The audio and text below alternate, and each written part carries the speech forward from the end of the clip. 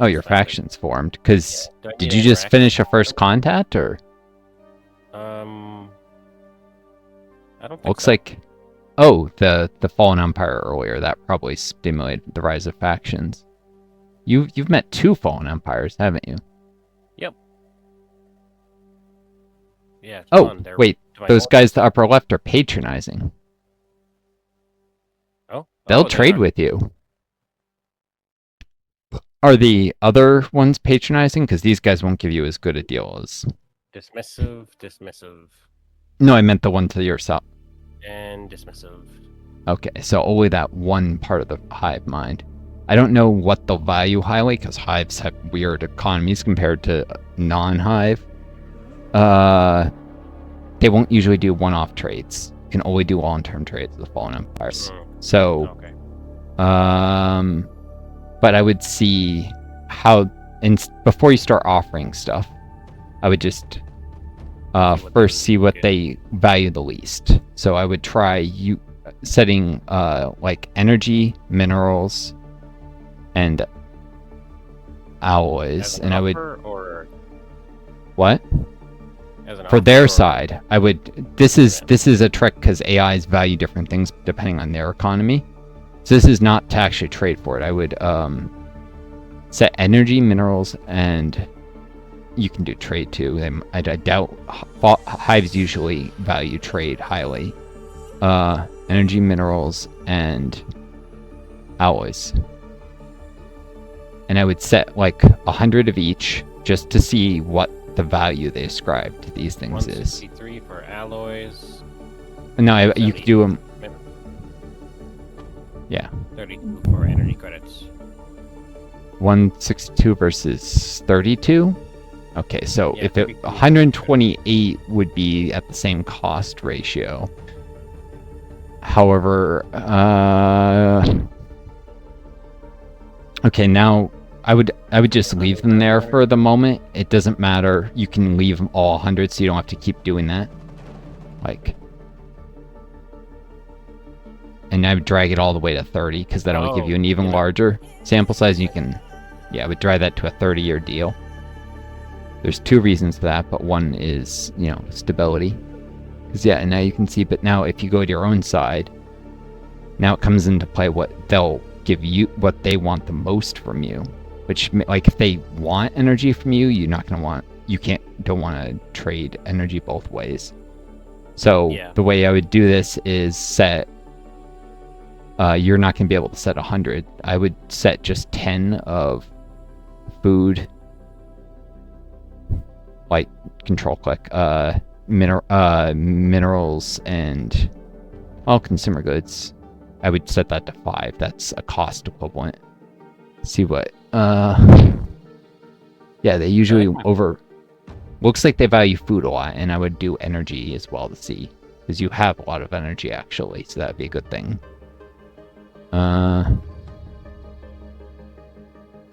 Alright, food and energy are the most... Oh, they don't give it. Yeah, Fallen Empires often have abundant energy production. But food, they... Oh, okay, they value food a lot, and energy very little. What? Mineral. I mean, I probably don't want to sell minerals, but they seem to value minerals quite a bit. Usually Fallen Empires will trade minerals better than they will take. Wow, they don't want minerals. Okay, so it looks like they mostly want food from you. Yeah. So I would cancel everything but food on your end. Which is good. I mean, you need, for egg laying, you need a food surplus. And you can get... energy credits? Energy or alloys at reasonable prices from them, which is unsurprising. Yeah, I forgot to check if the minerals, well, they can't be too good a deal on that, but yeah. Yeah, they don't want to trade away at minerals. That's a terrible deal.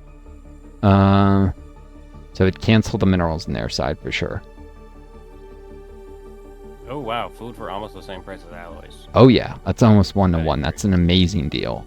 That's very cheap alloys. So I would trade food for alloys, but also leave energy at 0 for a second, because sometimes, like, you can't get one more alloy, but you can get one more energy.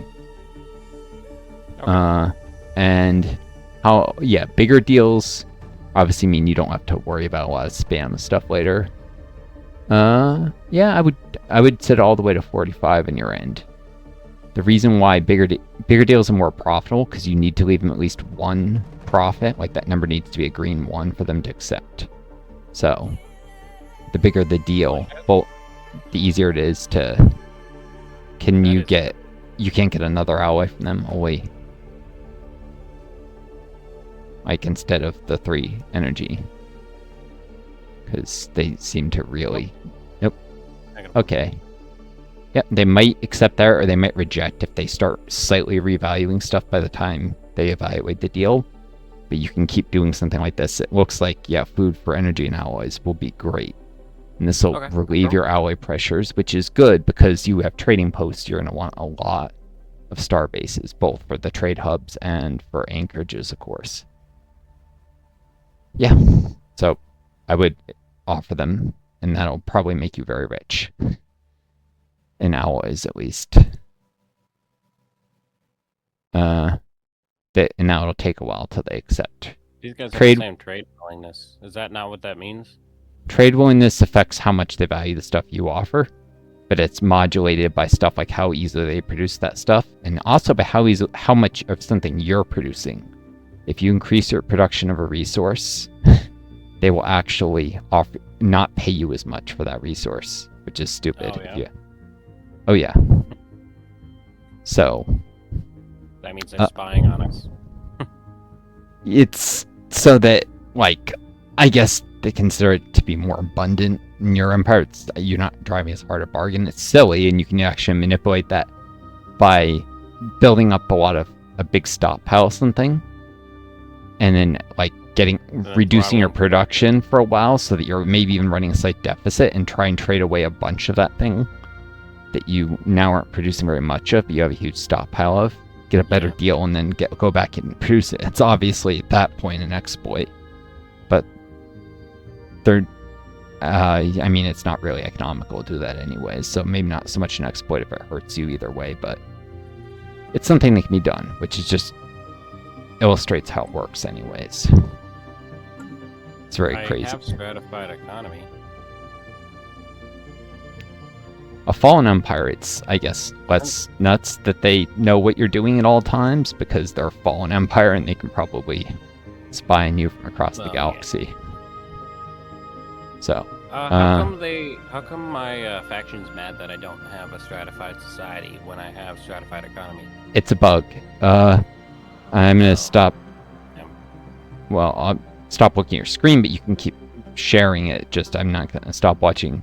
It's a bug because you have pre-sapience. I see. And my pre-sapience aren't low class enough. Your pre-sapience, the thing that checks if all pops are under stratified economy. If you're not running slavery or non-sapient robots, all pops have to be under stratified or academic privilege, or, like, I think dystopian society. And the check does not have an exception for pop is not sapient. So if if you have nascent stage, even if you don't have actual pre-sapience, if you just have a nascent stage, it'll also make authoritarians unhappy. It's stupid. I've been pushing on the forums for the devs to fix it, and they'll probably never do it because they're lazy, or it'll take months or years. Not lazy, it's that the executives keep them producing new DLCs to make more money instead of doing bug fixes. They don't allocate enough personnel to bugs. Because, capitalism. Which slowly ruins itself, and what? How come I already have an egalitarian faction? That's a good question. Is it because they're xenophiles? And they're connected for some reason? Wait, so you formed an egalitarian... Hold on, if you share your screen... I am. Again. I was gonna say I stopped watching, but you could still... I have a Xenoist faction that's xenophile and egalitarian. If you share your screen, I'll poke at this. There's something I can also show you might have missed. I'm still sharing. I didn't close it. Oh, why am I not? Oh, okay, that's how. Sometimes Discord does stupid things. So you see the thing at the top with the little... Wait, you don't have a Xenophile. Oh, I think you don't have an egalitarian faction. These guys. No, those are... Oh, that's just kind of stupid. That's not even accurate other than to say there's a kind of synergy between their two. No, that's just a Xenophile faction. And the one above it is just pacifist. It's stupid. I don't know why they have those multiple icons. It doesn't seem to affect anything. But, maybe it affects AI behaviors in some way. Right. So it's just primarily... Yeah. Okay, so this is my pacifist faction, and this is my Xenophile faction. You should definitely promote your pacifist faction right now, because they're your happiest faction. And that will increase the number of pops that draw to it. If you hover over the number... Well, if you look at the numbers at the top, that's telling you where it'll level out. So that means you'll now have 63% pacifist. If you hover over the approval rating, the only one that has a pop happiness bonus is pacifist. The other two are probably just neutral on happiness. Yeah, because it rounds down for some things and up with others. So even though they're really like all 60% if you do the math, it's only the pacifists that have a happiness bonus. It's like I really hate that this is a whopping 20%. It is, and it's obnoxious that on top of that, it's a bug. Once she's enslaved, will that get rid of it? Will that fix it? Yes. What I have to do? Although the Xenophile, I'm not sure you can do that with Xenophile ethics, and it will piss the Xenophiles off royally. So you'll trade off happier authoritarians. The easiest way to make your authoritarians happy without making the Xenophiles mad, well, there are two ways. One is to get robots. Although I think it usually does. Joe. Sorry. Robots. Robots. What? I can just have robots? Having even one robot pop that's not given full citizenship, that's under servitude policy, will make them happy. If you go over your policies in the X, you're also going to do stuff to make factions. You should have a subjugation. I would change that to, it is under hostile takeover. Hasn't updated yet. Okay, that's fine. Stops. Although, how much are the Xenophiles upset by that? 10. Minus 10.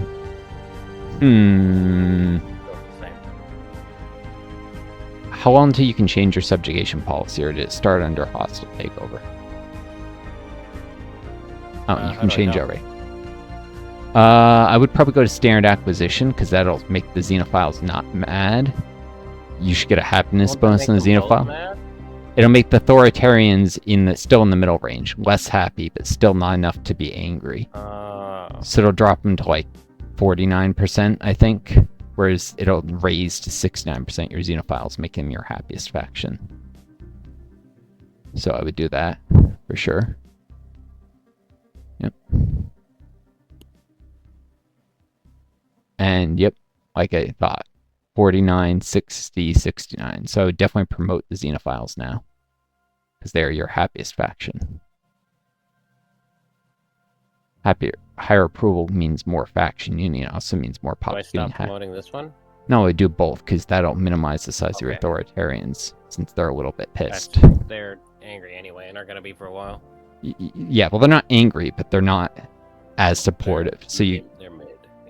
Yeah, they're mid-happiness levels. And if you go back to policies in the X, there are other things you can do to also.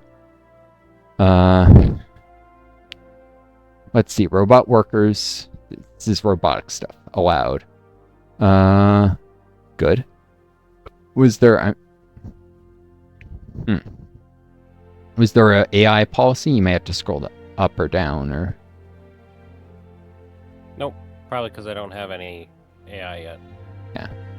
Okay, I was going to say you're going to want to probably send them to servitude as soon as you produce an AI so that your authoritarians will be happy. Yeah. Oh, right. I've banned slavery already. That's why they can. Okay. I mean, I wouldn't do that. What you could do, though, later is run slaver guilds or indentured servitudes, or the Megcore version, to have a small portion of your have like a third of every species, and the Xenophiles won't be angry because you're not technically enslaving species because they're alien. Yeah. Because you do it to your founder species, too. A small percentage of every... Yes. It's not good to run this early because it'll hurt your faction uni, making your uni situation even worse. It's not a strong, and I don't recommend the Civic right now, but you can do that later if you later have full citizenship for robots.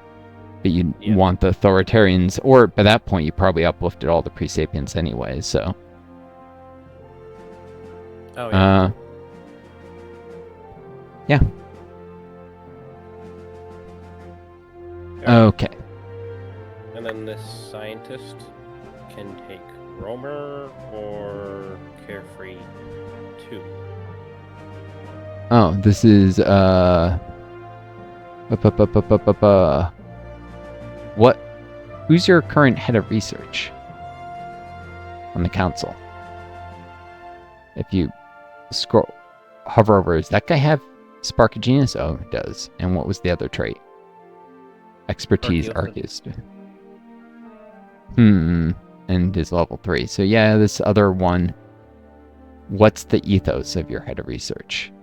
Because it's important to represent Xenophile. Yeah, that's important to keep. What's the ethics of your new scientist, the one who's leveled up? That's the other question. Because that affects whether he'll be a reasonable candidate to sit on the council, or you wouldn't want him. That's your colony ship. Pacifist. So yeah, you probably don't want to see him on the council because you would lose Xenophile representation, and that will make the Xenophiles mad.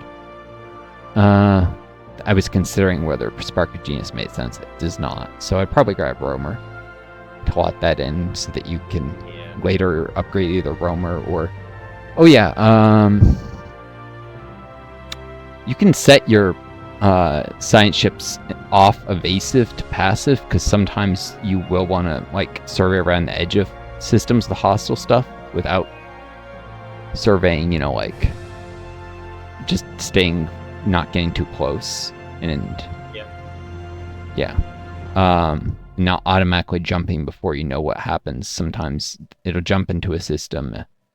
I would just look at, if you ever get a hostile fleet, you may have to rearrange, like move around the edge of a system to get past like a crystal essence or something, you know? Because you need to keep your distance, but like crystalline entities won't cross the whole system to attack one of your science ships. They'll only go if you get within their aggro range and attack you. So. Alright. Alright. Might not be able to pause in time though, so. What? But I might not be able to pause it in time. True. I mean, if you weren't able to pause in time, though, elusive wasn't going to help you anyway. Evasive wouldn't have helped you anyway, because you probably wouldn't have been able to FTL jump out in time. Although ships, if they are starting to leave a system, they'll continue to wind up their hyperdrive even when they're getting attacked, and sometimes be able to make a standard FTL jump out before they die. So that happens sometimes. If like something aggroes them and they're really close to the hyperlane, I've managed to sometimes get science ships out that way. Won't work on a Leviathan, but you find one of those and you're dead before you can leave anyways. Alright. I'll unpause. I got a lot of people I want to hire. Oh. I want this ship gets the edge this month. Give me a second, I'm gonna hire a new commander.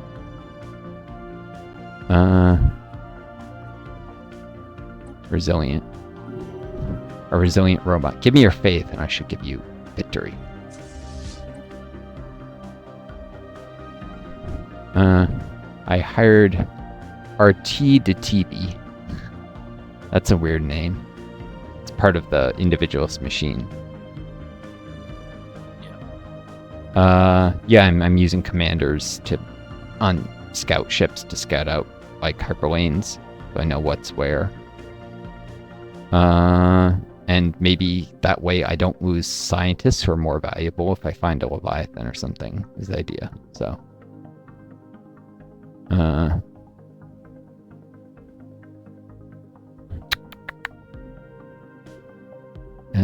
Would I want to... Wait, then go back there if I forget about it. Cool. Okay. Wanted to hire that guy right away, so the... life form encountered. Ah, first contact. Let's see what I found. Oh. It's crystal entities. Teth and Ada aliens are probably... Oh, Shroud Walkers and...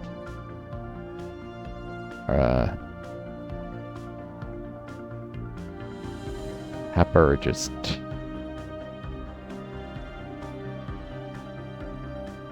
What are the res? I just found some res aliens. They are... Space whales. Okay.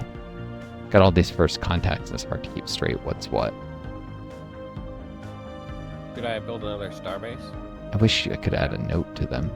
Got 300 alloys, so that can Or afford it. it is even the thing for the res aliens. I don't see...